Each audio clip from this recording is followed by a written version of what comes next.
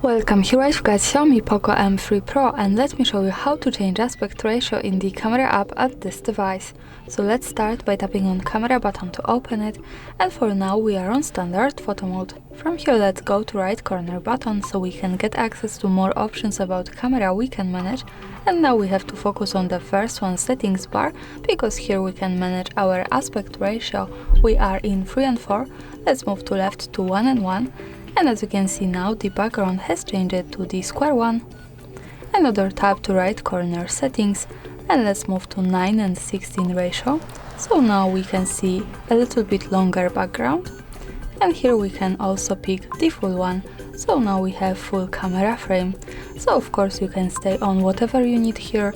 Now let me move back to 3 and 4, original one. And that's all, thanks for watching, subscribe our channel and leave the thumbs up.